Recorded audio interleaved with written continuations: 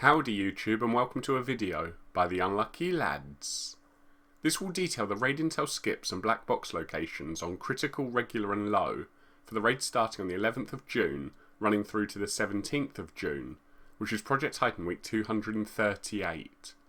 Thank you for the support of our channel. We appreciate all of our fans and hope that you'll continue to like, comment, subscribe if you haven't already, or even donate using the link in our description below. We make these raid intel and black box videos for you, and your support really does help drive us to make our videos each week, which allows you to quickly complete the raids and collect the black boxes as soon as the Project Titan week begins. For critical this week, the modifiers will be Injuries Bleed, Juggler, and Technique Slowdown. To begin this week on critical, you'll first need to defend the smoky node at Heliport, which will grant you access to Baal at the chemical refinery. And after destroying the tank Titan, you can move into Sector 2.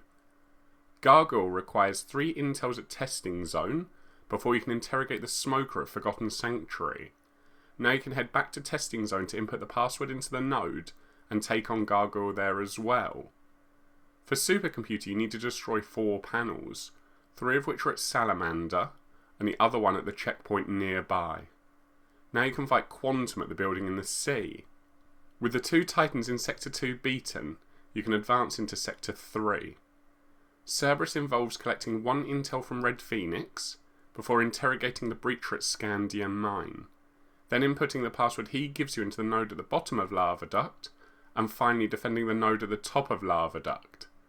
Doing all of this will give you access to Cerberus at the top of Lava Shield, where you can complete the critical raid. And if you're looking for the black boxes on critical this week, there are 2 in Sector 1, the first at Chemical Refinery and the other at Heliport. Then there'll be 2 boxes in Sector 2, the first at Salamander and the other at Forgotten Sanctuary. And finally there's 2 more in Sector 3, the first at Red Phoenix with the last being at Lava Duct. In summary, the modifiers are a decent blend this week in our opinion, and hopefully you'll agree that they aren't too hard either. Juggler may be the most difficult one to remember, but you can easily overcome this by using weapons that have the same ammo type, making sure you wear ammo increasing gear, or even visit bivouacs between each sector. As for the other 2 modifiers, we advise plenty of syringes for Injuries Bleed, and if you need your technique more often than the extra ammo, then you could always use technique increasing guns and gear instead. As for the intel trail this week, you're looking at a medium to long raid this time out, but with slightly better modifiers than last week's. So overall you may well end up around a similar time. For any speedrunners out there, we'd love to know your times, but we think doing this one in under 60 minutes is certainly doable. Sector 3 is the longest and most challenging this week, and will likely be where a lot of time is needed, especially because splitting up here probably won't save that much time.